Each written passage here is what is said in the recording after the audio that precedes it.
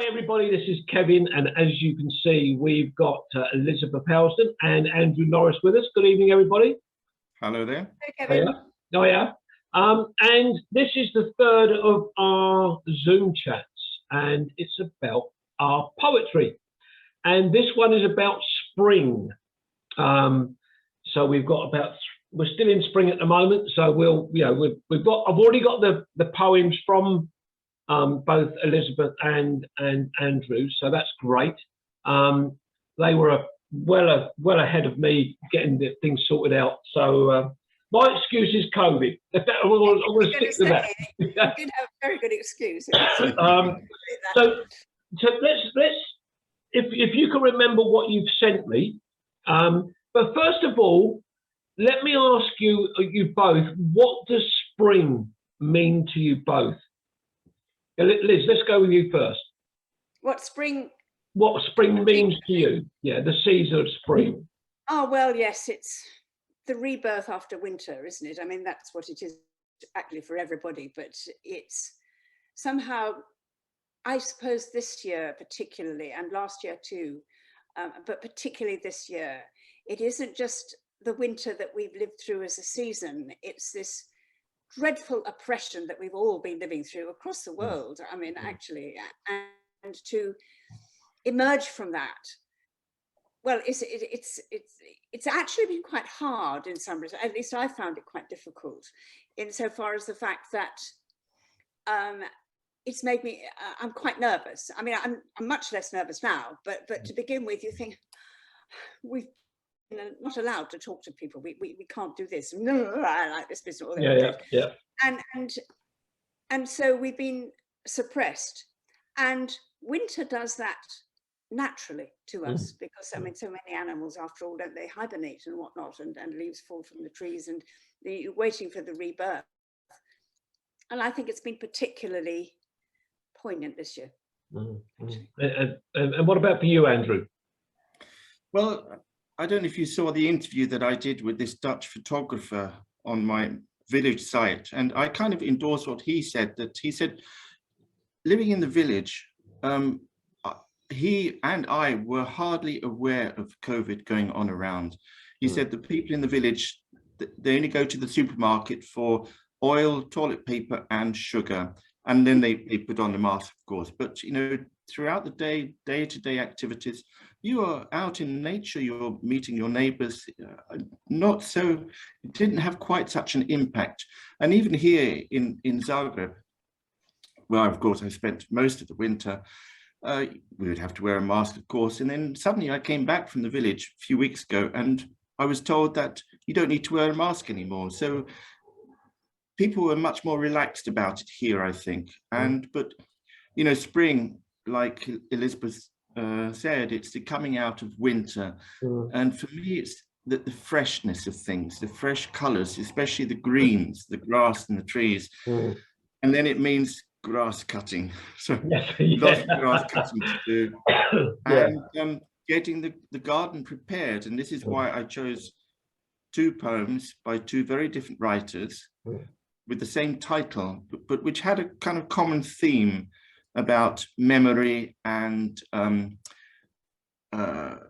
events which trigger your memory to make you think about your mortality. So we'll come on to those later, I'm sure. Yeah, and you know, when I think of spring, exactly the same as you and Liz said, you're coming from the darker nights and things like that of winter and the cold and the dampness and things like that. And we had, of course, we had the storms coming through. But when spring arrives and you drive along and you pass a field and you see your first lamb hopping and skipping through a field, and then you see a primrose or a bluebell or a crocus or a daffodil, and then you really think spring is really with us. And then when you perhaps go further afield and you walk into a woodland and you're into this ancient woodland with a carpet of bluebells, which on my most recent video at Caldray, it's just like a carpet of bluebells, and the waft of the smells of them was just beautiful. So yeah, you know, the flowers coming up and the lambs and the things like that. That's what makes me think of spring. Yes, yeah. And because we've gone through this, you know, this dark winter period, when spring does arrive, you appreciate it so much more after 3 months of darkness. But those bluebells in your video, the banks of the bluebells, I was so impressed by that. Yeah, I found out about them having lived in Midhurst, what, 11 years now. It was only about 3 years ago that I found out about them. And last year, I think they were just beginning to finish when I walked through there. I walked through there with Hugh Bonneville when I did the walk and the video with him. But I wanted to go and look at them this year in full bloom. And I'm so glad I did, because it was just stunning, absolutely stunning. The way they follow the contours of the banks and they disappear under the trees and things like that. It was just wonderful to see them. I do miss the bluebells. Yeah. Well, perhaps we ought to get some bulbs sent out to you, Andrew. Well, you might get arrested if you start digging them up. And I don't want the Spanish ones. I know, aren't they horrible? You know, not the Spanish, but the bluebell ones. Yes, these foreign interlopers. But we have a plant here called Scylla, which is a little delicate blue flower, and I will post one of these on the page. And this is like our equivalent of bluebells. They kind of carpet the woodland around my house in the village, and they make me think of bluebells. They're not quite a substitute, but better than not having them, because the blue is a fabulous color. What people seem to forget about when you see a bluebell woodland, that's taken hundreds of years to get to where it is, because they are ancient woodlands, and the only way the bluebells can grow like that is if they've been left for hundreds of years to spread. And you know, a lot of people have said to me before, oh, well, they just grow anywhere. I said, no, they don't. They don't just grow anywhere. They take hundreds of years to get to a carpet of bluebells. And aren't they a consequence of the ice age? Because the ice age didn't get further than South Downs.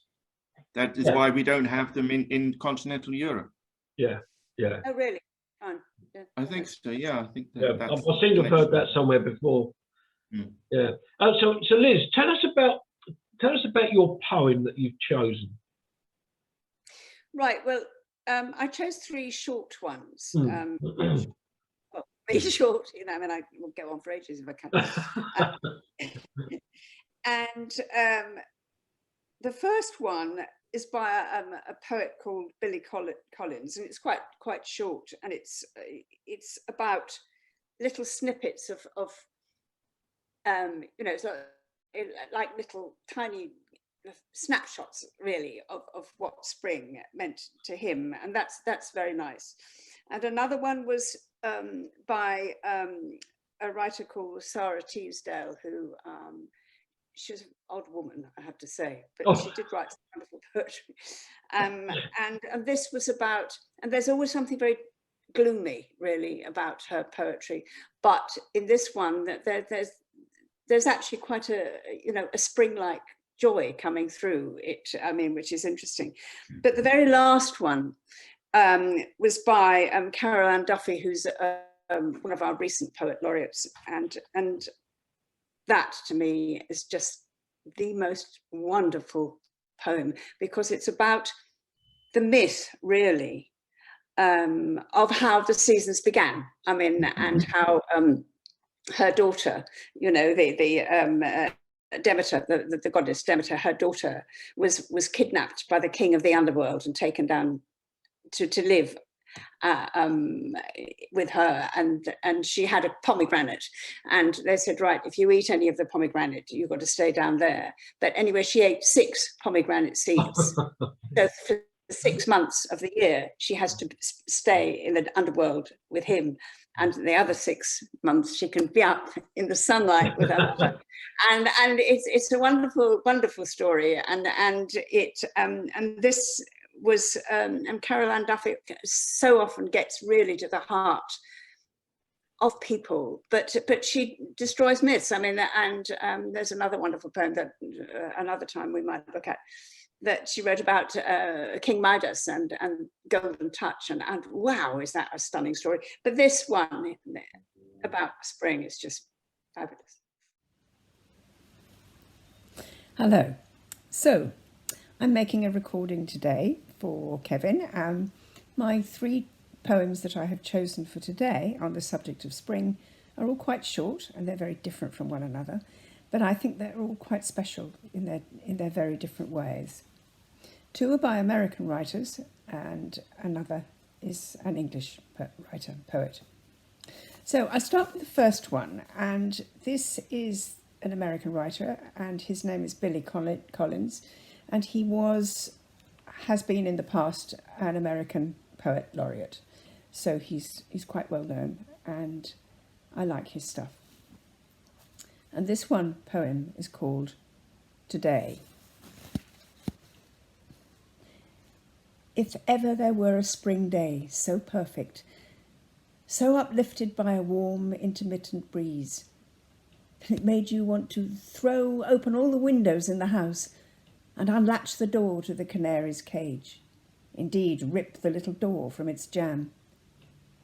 A day when the cool brick paths and the garden bursting with peonies seemed so etched in sunlight that you felt like taking a hammer to the glass paperweight on the living room end table, releasing the inhabitants from their snow-covered cottage so they could walk out, holding hands and squinting into this larger dome of blue and white. Well, today is just that kind of day. I like the image of breaking open one of those snowball things and letting the little people go out. I love that. The second poem is called Spring Rain, and it's by another American writer, and her name was Sarah Teasdale. She died I think it was in the 30s last century. And this is a bit different from the kind of poetry that she's quite well known for. It's a bit more light-hearted. She was quite a gloomy character, very interesting, and I like her poetry, but quite tricky, some of it. Anyway, this is called Spring Rain. I thought I had forgotten, but it all came back again tonight, with the first spring thunder in a rush of rain.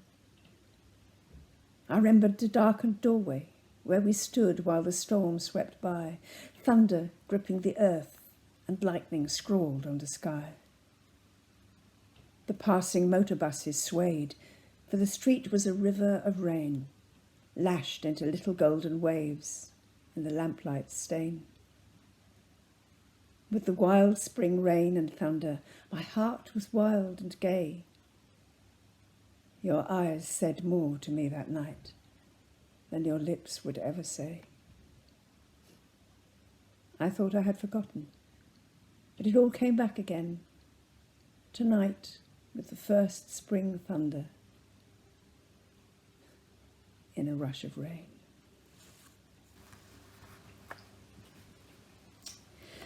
Yes, right. My last poem is by one of our recent Poet Laureates, our first female Poet Laureate, in fact, actually. And she's called this one Demeter. Where I lived, winter and hard earth, I sat in my cold stone room, choosing tough words, granite, flint, to break the ice. My broken heart. I tried that, but it skimmed flat over the frozen lake. She came from a long, long way. But I saw her at last, walking. My daughter, my girl, across the fields, in bare feet, bringing all spring's flowers to her mother's house. I swear the air softened and warmed as she moved. The blue sky smiling, none too soon, with a small, shy mouth of a new moon.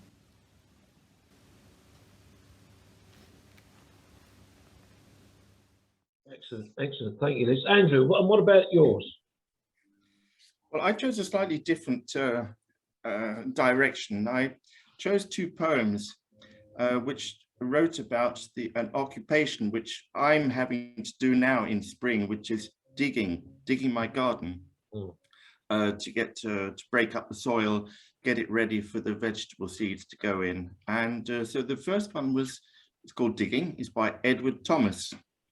And the second one is by Seamus Heaney. And both of them have this sense of kind of nostalgia about one's mortality, where one's place is in the world, and how the act of digging and digging things up, you know, like in the Thomas poem, fragment of a clay pipe.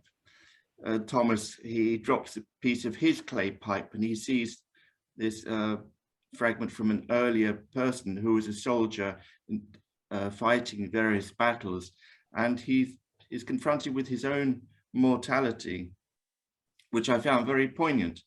And then the Seamus Heaney poem, it has the most wonderful opening line, and I'll just read it now quickly. Between my finger and my thumb, the squat pen rests, snug as a gun. Now, Heaney, of course, he's Irish, and he often makes more than a cursory reference to the Troubles.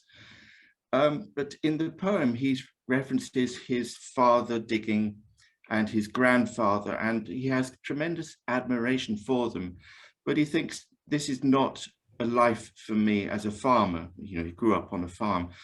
His life would be as a writer, as a poet. And the line about the squat pen brings to mind the idea, the expression that people have sometimes, that the pen is mightier than the sword, but that Heaney would use literature to negate the negativity about the Troubles, about the conflict in Ireland.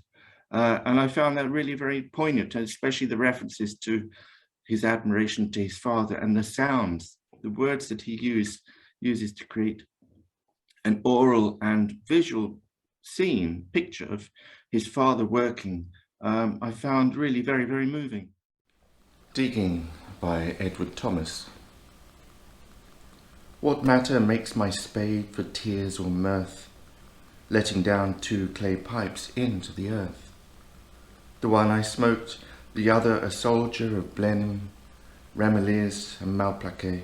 Perhaps the dead man's immortality lies represented lightly with my own, a yard or 2 nearer the living air than bones of ancients, who, amazed to see Almighty God erect the mastodon, once laughed or wept in the same light of day. Digging by Seamus Heaney. Between my finger and my thumb, the squat pen rests, snug as a gun. Under my window, a clean rasping sound when the spade sinks into gravelly ground. My father digging. I look down till his straining rump amongst the flower beds bends low, comes up 20 years away, stooping in rhythm through the potato drills where he was digging. The coarse boot nestled on the lug, the shaft against the inside knee was levered firmly. He rooted out tall tops, buried the bright edge deep to scatter new potatoes that we picked, loving their cool hardness in our hands. By God, the old man could handle a spade, just like his old man. My grandfather cut more turf in a day than any other man on Tarner's bog. Once I carried him milk in a bottle. Corked sloppily with paper, he straightened up to drink it, then felt to right away, nicking and slicing neatly, heaving sods over his shoulder, going down and down for the good turf, digging. The cold smell of potato mould, the squelch and slap of soggy peat, the curt cuts of an edge through living roots awakened in my head. But I've no spade to follow men like them. Between my finger and my thumb, the squat pen rests. I'll dig with it. Yeah. That was my choice. Yeah, excellent. We've actually just come into the last 10 minutes, believe it or not. And I think that's because somebody was late, even though he didn't. But we'll scrub around it. But you said about the process of digging your garden ready, getting ready for the seeds to go, and that's exactly what I've been doing this afternoon at my allotment. And as I was digging, I was in my head, I'm thinking, okay, I'm preparing the ground. What seeds could I put in? Will they be coming up quickly? Will they be coming up longer term? So in my head, I'm thinking this would, and I actually thought, this is springtime. This is what I should be doing. This is the process of preparing your garden in spring for your crops to go into. And it's the same process you repeat every year. I remember doing it last year. You've done it, Elizabeth, you've done it. But there's something really satisfying about preparing the ground for your crops to go into. And getting the smell of the earth as you're digging. Yes. And then you might just look away for a moment, and then you've got a robin sitting there, just finding the worms that you've just loosened up in the soil. And I find that really, really lovely to be able to do that. But it's this time of year for spring, and as I say, preparing your ground, perhaps doing some pruning because it's springtime. You have to prune some things, and it's just the process for each season coming in. And we're now in spring, but just around the corner we've got summer, and summer will be with us very quickly. And of course, then that's when I will be saying to the pair of you, we're already onto it. And that would mean that we've done the 4 seasons of poetry. But there is one other person I'm trying to get to. I was hoping she might be prepared to join us on a Zoom chat, but I think she suffers quite badly with tinnitus. So I'm not 100% sure. And her name is Elaine Brazier. Okay, You may have heard the name in the past. Yes, the name is familiar. And she's evidently part of a poetry group. And she loves her poetry. And I have asked her if she could prepare and video, or somebody video her doing a poem about spring. And she said she was working on it, so I'm hoping she will be able to get that to me so that I can add it to yours.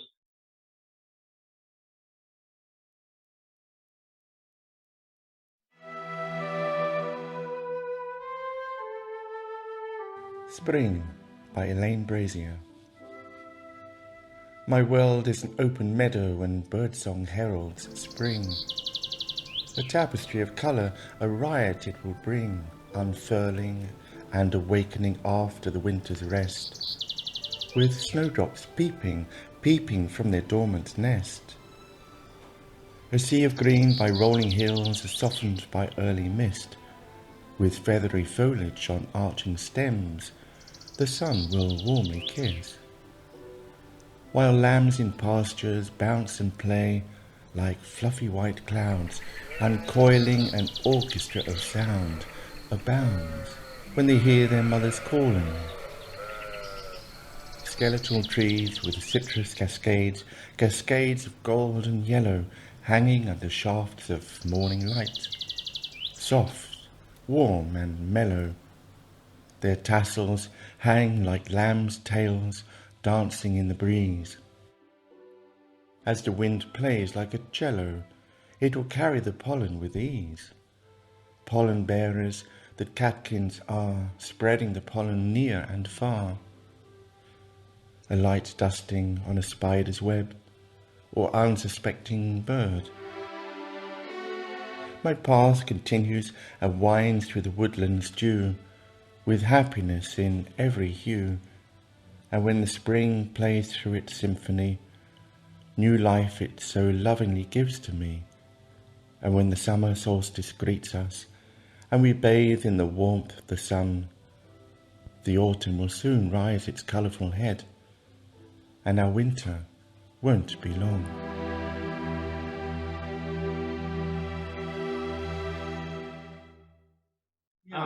And it'd be great if we can grow the community of people that love poetry and that sort of thing. And that was part of the idea of me wanting to start this idea. I know people have said that they love watching and listening to the poems that you two have done. They didn't comment on mine. They commented on yours. I commented on yours. You did, yeah. So let's see. Hopefully Elaine will come on board with that, and if she can, perhaps she can encourage some of her friends to join us. That would be great. Yeah. So that'd be good. So we're just 5 minutes away. So what sort of in your heads, what sort of things might you be thinking about for summer? To be honest, I'm still got spring in my head because so many. I did a radical pruning of a lot of the apple trees, but many trees in the old orchard as well as the new orchard and cherry trees. I've never seen so much blossom. So I think this year is going to be a really bumper year in terms of fruit and making apple juice. So I'm very excited about that. Sorry, I don't know whether you. Well, I don't know about you, Andrew, but Liz, did you hear the news this morning about spring? I can't remember. I can't remember exactly where it was in this country. They've been monitoring this particular piece of land. Right. I think they said for a period of 40 years to determine how the spring is changing, because you often hear about how early spring is. And they've now worked it out that in this country, spring is now 3 weeks ahead of what it was. Right. Okay. And even the great tits and blue tits have changed their feeding process.